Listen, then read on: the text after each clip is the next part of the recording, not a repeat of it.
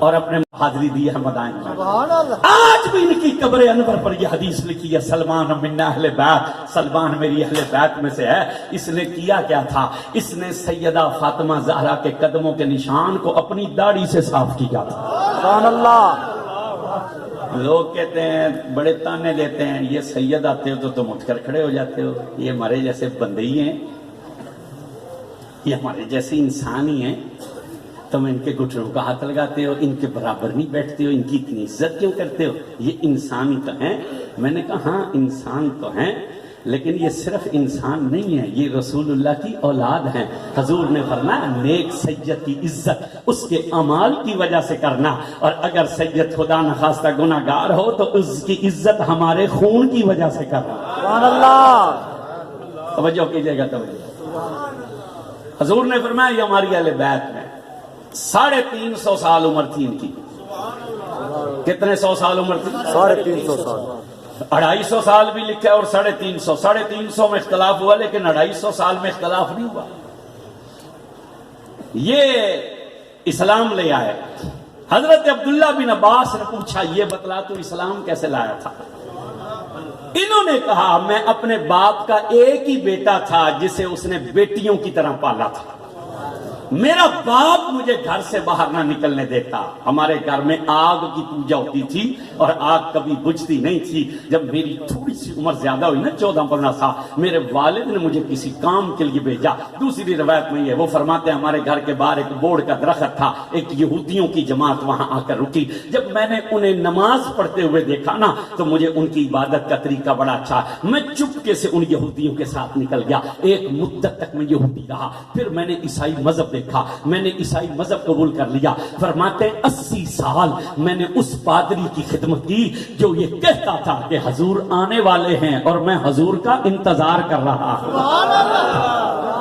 80 سال میں نے اس کے کپڑے دھوئے، 80 سال میں نے اس کے گھر میں جھاڑو دیے، 80 سال میں نے اس کے لیے روٹیاں پکائیں. 80 سال بعد وہ دنیا سے جانے لگا. اس نے کہا سلمان سن، میں تو دنیا سے جا رہا ہوں، ایسے کر جب میں مر جاؤں نا تو مجھے دفن کر کے تو معموریہ میں چلے جانا. وہاں میرا ایک ساتھی ہے، وہ بھی حضور کا انتظار کر رہا ہے، وہ تجھے حضور سے ملا دے گا. کہتے ہیں اسے دفن کر کے نکلا تو 150 سال میری عمر تھی. میں معموریہ میں پہنچا.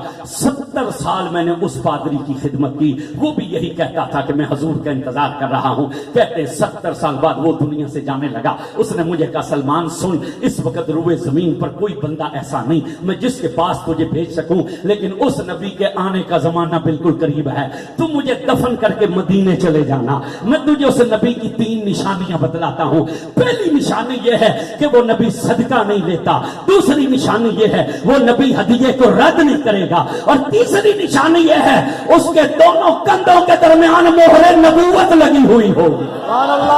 حضرت سلمان کہتے ہیں اسے دفن کر کے میں نکلا تو 250 سال میری عمر تھی. کہتے ہیں راستے میں یہودیوں کا بنی کلب کا ایک قافلہ مجھے ملا. انہوں نے مجھے پکڑ کر غلام بنا لیا، ایک منڈی میں لے جا کر بیچ دیا. ایک یہودی نے مجھے خرید لیا. کچھ عرصہ ایک مالک کے پاس رہا، پھر اس نے مجھے دوسری منڈی میں بیچا. کچھ عرصہ دوسرے مالک کے پاس رہا. حضرت سلمان کہتے ہیں 9 جگہ بکا، 9 جگہ بکا. جب نامہ مالک بیچنے نکلا تو میری قسمت اچھی تھی، اس نے مجھے مدینے کی منڈی میں جا کر بیچ دیا. سبحان اللہ. کہتے ہیں وہاں ایک یہودی نے مجھے خرید لیا. اس نے مجھے اپنے باغ میں چھوڑ دیا. اس نے کہا میرے باغ کی رکھوالی کر. کہتے ہیں عمر میری 250 سال ہوگی. کچھ سال گزر گیا. ایک صبح بڑی روشن تھی مدینے کی. میں نے مدینے والوں سے پوچھا یہ شور کیوں ہے؟ انہوں نے کہا تجھے نہیں پتا آج حضور ہجرت کر کے مکہ سے مدینے تشریف لا رہے ہیں. سبحان اللہ. سبحان اللہ. حضرت سلمان کہتے ہیں جب حضور کا نام سنا نا تو میری آنکھوں سے آنسوؤں کے دریا بہنے لگے کہ وہ آ گئے جن کے لیے میں بکتا رہا ہوں 250 سال جنہیں ڈھونڈتا رہا ہوں. وہ آ گئے. کہتے ہیں حضور پہلے قبا کی بستی میں رہے. میں نے اسی دن کچھ کھجوریں اکٹھی کی. میں ان کی خدمت میں پہنچا. وہ اپنے اصحاب میں جلوہ گر تھے. میں نے ان کے چہرے کو دیکھا. وہ مجھے دیکھ کر مسکرائے. سلمان کہتے ہیں حضور اتنے سونے تھے میری آنکھوں نے حضور جیسا حسین دیکھا ہی نہیں. کہتے ہیں میں نے حضور کی خدمت میں چند کھجوریں پیش کی. انہوں نے فرمایا یہ کیا ہے؟ میں نے عرض کی یہ صدقہ ہے. انہوں نے فرمایا لے جا، ہم صدقہ نہیں لیا کرتے. کہتے ہیں پہلی یہی وجہ ہے کہ آل رسول پر آج بھی صدقہ حرام ہے. کہتے ہیں میں واپس آ گیا, ایک نشانی پوری ہو گئی. پھر کچھ دن بعد میں حاضر ہوا تو وہ مدینہ تشریف لے آئے تھے. میں نے چند کھجوریں ان کی خدمت میں پیش کی. انہوں نے فرمایا یہ کیا ہے؟ میں نے عرض کی یہ ہدیہ ہے. کہتے ہیں وہ مسکرائے. ایک کھجور انہوں نے اپنے منہ مبارک میں رکھی, باقی اپنے یاروں میں بانٹ دی. کہتے ہیں 2 نشانیاں پوری ہو گئی. اب تیسری نشانی کا میں انتظار کرنے لگا. وہ کندھوں پر مہر نظر آئے تو میں کلمہ پڑھ کے مسلمان ہو جاؤں. کہتے ہیں ایک دن میں اپنے باغ میں پودوں کی گوڈی کر رہا تھا, حضور خود ہی میرے باغ میں تشریف لے آیا. فرماتے ہیں اس دن حضور نے کرتا نہیں پہنا تھا, حضور نے 2 چادریں پہنی تھی, ایک کمر سے باندھی تھی, ایک اوپر لے رکھی تھی. باغ کے درمیان میں کنواں تھا, حضور کنویں کی مڈیر پر بیٹھ گئے, آپ نے اپنے پاؤں مبارک کنویں میں لٹکا دیے. کہتے ہیں میں نے وہاں سے ربا رکھا, چپ کر کے میں اٹھا خاموشی سے. حضور کی پیٹھ کے پیچھے ایک کھجور تھی, میں اس کھجور کے پیچھے چھپ کر کھڑا ہو گیا اور میں نے ہاتھ اٹھا کر کہا یا اللہ کوئی جلدی سے تیز ہوا چلا دے, کسی طرح یہ کندھوں سے چادر اتر جائے, میں وہ مہر دیکھ کر کلمہ پڑھ لوں. حضرت سلمان کہتے ہیں ابھی میری دعا بھی پوری نہ ہوئی تھی کہ اچانک حضور نے پلٹ کر میری طرف دیکھا اور دیکھ کر فرمایا کیا دیکھنا چاہتا ہے؟ وہ مہر جو اس پادری نے تجھے بتلائی تھی. حضور نے فرمایا کیا دیکھنا چاہتے ہو؟ وہ مہر جو اس پادری نے تجھے بتلائی تھی. فرماتے یہ کہہ کر حضور نے اپنی چادر یوں پھینکی اور میری طرف پھینکی اور پھینک کر کہا آ کر دیکھ لے, وہی میں محمد ہوں جس کے لیے تو بکتا رہا, میں وہی محمد ہوں جس کے لیے کے نام سے مشہور ہے. یہ ٹپا فرید سے داتا گنج بخش کا مزار جو ہے نا, یہ 3-4 کلومیٹر 5 کلومیٹر کا سفر ہے. جتنا عرصہ بابا صاحب رہے نا لاہور میں, جب رات آدھی گزر جاتی تھی ہم تو حضرت داتا گنج بخش کے روزے پر پیروں سے چل کر جاتے ہیں نا. یہ فرید جتنا عرصہ وہاں رہے, 6 مہینے کا بعض نے لکھا, بعض نے 3 مہینے, بعض نے 1 مہینہ, ہر رات آدھی گزرتی تھی. فرید الدین گنج شکر اپنے گھٹنوں پر چل کر داتا کی قبر پر حاضری دینے جاتے تھے. وہ سید علی حجویری فرماتے ہیں کہ جب حضرت بشرافی نے کہا نا کہ جب حضور کا سلامہ ہے تو میں ننگے پاؤں تھا, فرماتے ہیں آپ نے اگلی بات لکھی, اللہ نے بغداد کے جانوروں کو حکم کیا کہ جب تک میرا بشر زندہ ہے کوئی جانور بغداد کی گلیوں میں پیشاب نہیں کرے گا, اس لیے کہ میرا ایک دوست ہے جو ننگے پاؤں ان گلیوں میں چلتا ہے. ساری تعریفیں اس ذات کے لیے. کوئی اس سے محبت کر کے تو دیکھے. ہم نے تو کبھی اتنی محبت سے اس کا نام بھی نہیں لیا جتنی محبت وہ اپنے بندوں سے کرتا ہے. اگر محبت نہ کرتا ہوتا ہمیں یہاں کبھی آنے نہ دیتا, ہمیں کبھی ولیوں کی نسبت نہ عطا کرتا. اور آج تو کمینے لوگ کہتے ہیں کیا ملتا ہے درباروں پر جا کر, کیا ملتا ہے تمہیں پیروں کے پاس جا کر. میں حدیث اور حدیث بھی بخاری کی پڑھنے لگا ہوں. میرے رسول فرماتے ہیں پچھلی امتوں میں ایک ولی تھا, ایک بندہ اس ولی سے ملنے کے لیے نکلا. اب جب وہ بندہ چلا نا اپنے گھر سے, اللہ نے فرشتے کو حکم دیا اتر اس کے راستے میں اور اس سے پوچھنا کہ یہ کدھر جاتا ہے. وہ فرشتہ صورت بشر میں آ کر کھڑا ہو گیا. جب وہ بندہ قریب ہوا اس نے کہا السلام علیکم. وعلیکم السلام. اس نے کہا کدھر جاتے ہو؟ اس نے کہا حضرت شاہ رکن عالم کی زیارت کے لیے جا رہا ہوں, حضرت موسیٰ پاک شریف کی زیارت کے لیے جا رہا, حضرت حافظ شاہ جمال اللہ ملتانی کی زیارت کے لیے جا رہا, حضرت پیر سید الطاف حسین شاہ گیلانی کی زیارت کے لیے جا رہا. یہ آپ کو سمجھانے کے لیے نام لے رہے ہیں. اس نے کہا فلاں بندے سے ملنے جا رہا ہوں. اس فرشتے نے کہا اس کا احسان ہے تجھ پر, اس کا کوئی احسان ہے تجھ پر؟ اس نے کہا نہیں. اس نے کہا اس نے کبھی تجھے قرضہ دیا ہے؟ اس نے کہا نہیں. اس نے کہا وہ تیرے کبھی کام آیا؟ اس نے کہا نہیں. اس نے کہا پھر اتنی گرمی میں تو اتنا سفر کر کے, اب کل ہم نے کہیں تقریر کی تھی, میں نے وہاں کے کچھ لوگوں کو, وہ ایک حافظ صاحب نابینا بیٹھے, میں نے کچھ لوگوں کو وہاں دیکھا تھا وہ حاجیاں ہیں اور وہ کافی سفر کر کے. اس نے کہا اتنی گرمی میں پھر اتنا سفر کر کے تم وہاں کیا کرنے جا رہے ہو؟ تو اس بندے نے کہا اسے ہے اللہ سے محبت. جن کا عقیدہ یہ ہے نا کہ اس سید کو بھی اللہ سے محبت ہے, صرف وہی سبحان اللہ بول سکتا ہے. اس نے کہا اس بندے کو ہے اللہ سے محبت اور ہمیں اس سے محبت ہو گئی ہے.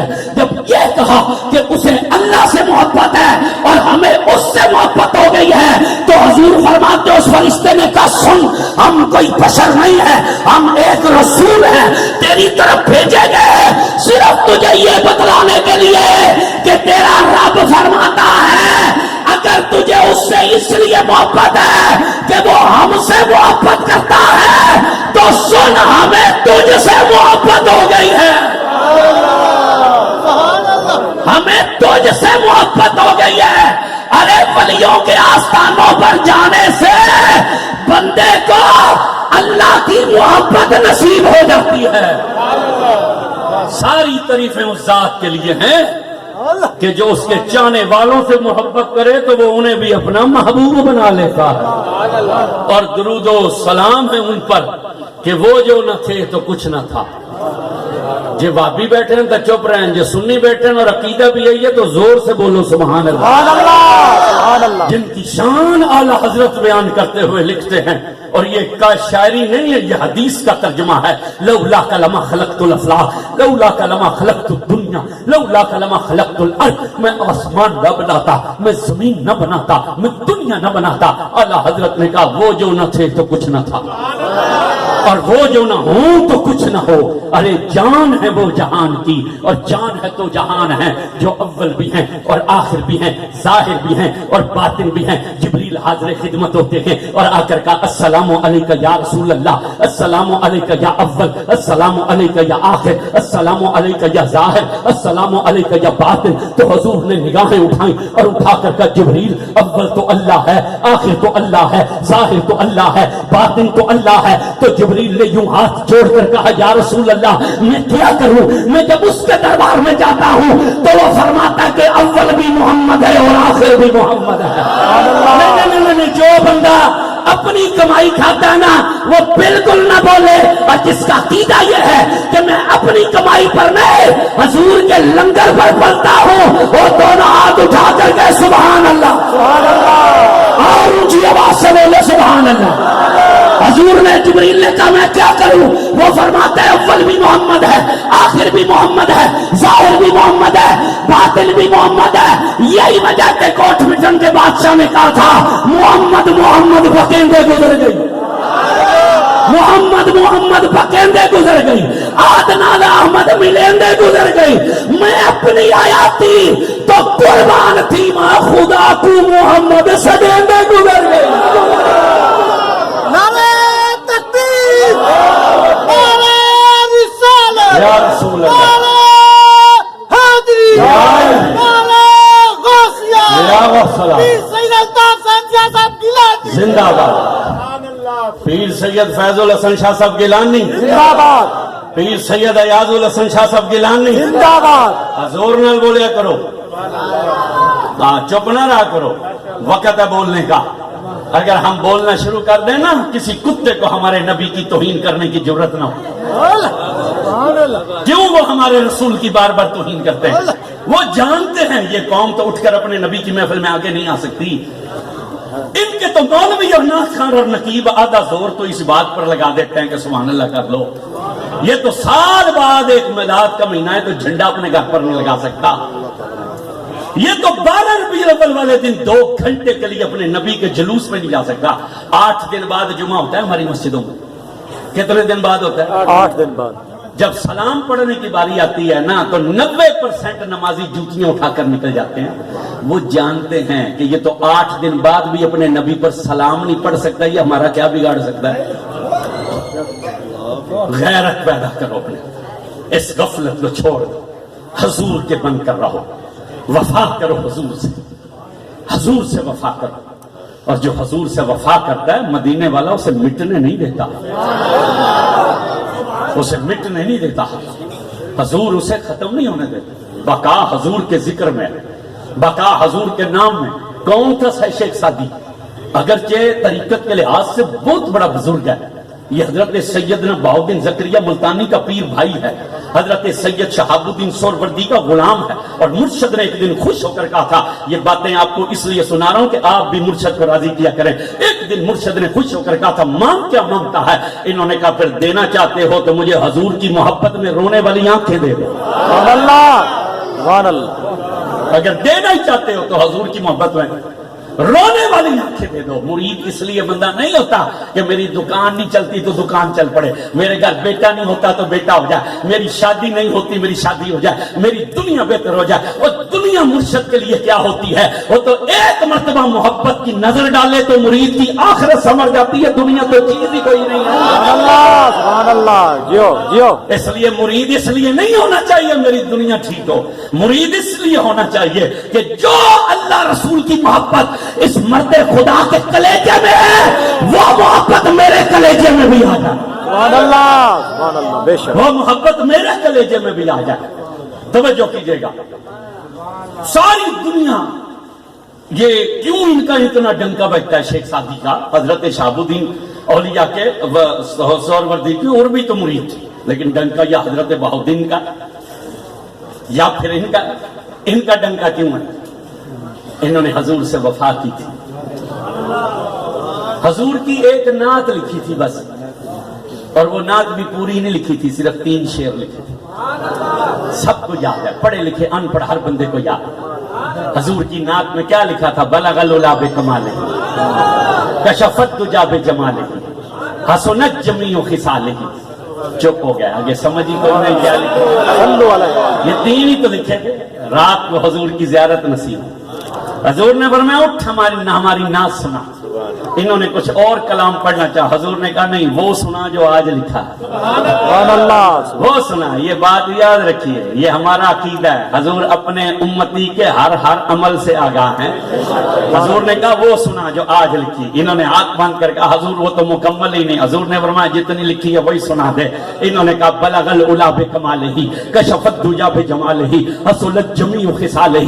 پھر یہاں چپ ہو گئے. حضور نے کہا آگے کیوں نہیں بولتے؟ عرض کی یا رسول اللہ آگے سمجھ نہیں آئی کیا کہوں. حضور نے مسکرا کر کہا سعدی آگے کہہ دے صلو علیہ وآلہ. سبحان اللہ. قیامت کی صبح تک حضرت سعدی کا ڈنکا بجتا رہے گا.